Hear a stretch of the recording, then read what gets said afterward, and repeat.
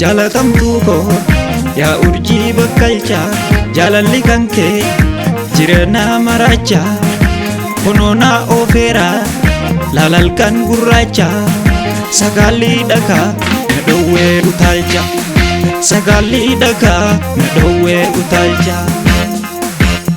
Jaalatamtuu koo hedduudhaan argee, jaalatamtuu koo bareedduu akka kee, jaalatamtuu koo kanaaf taate garuu, jaalatamtuu koo ansi qofaan argee, jaalatamtuu koo guuteessi uume Rabbii, jaalatamtuu koo kennaa uumamaanii, jaalatamtuu koo faaya koo bareeddu, jaalatamtuu koo kanneen kanaanani.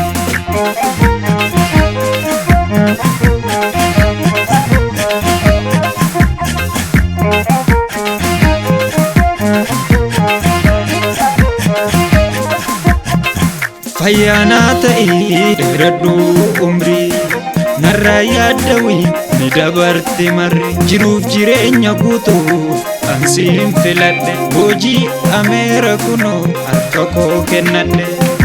Abbaan kee ni hawwa si barsiisu, si janaa jedhullee natti hin dhiisu. Waa malli na dhibe ammaalan godhaa, manguddoo ergadhee tan si fuudha, jaarsolii ergadhee tan si fuudha, manguddoo ergadhee tan si fuudha.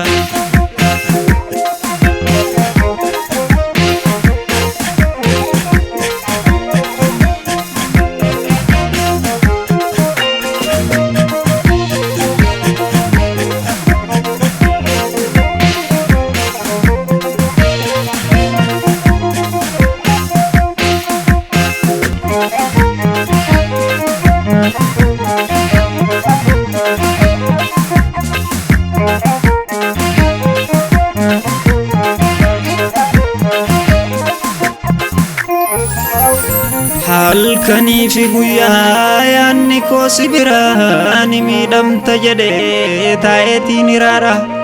Si dhabuun fadhuu guyyaa tokkoofillee, shaggeetoo sin obsu dirqameeti malee, dirqameeti malee. Na eegimee waarii dhufeetiin taphannaa, ormi nutti naafaa duraa hin dhokonnaa, duraa hin dhokonnaa. Na eegimee waarii dhufeetiin taphannaa, ormi nutti naafaa hin dhokonnaa. Na eegimee waarii dhufeetiin taphannaa, ormi nutti naafaa hin dhokonnaa. Na eegimee waarii dhufeetiin taphannaa, ormi nutti naafaa hin dhokonnaa. Na eegimee waarii dhufeetiin taphannaa, ormi nutti naafaa hin dhokonnaa.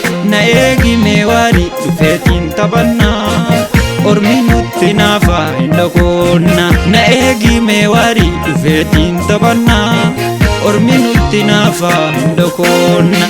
Na eegimee waarii dhufeetiin taphannaa, ormi nutti naafaa hin dhokonnaa.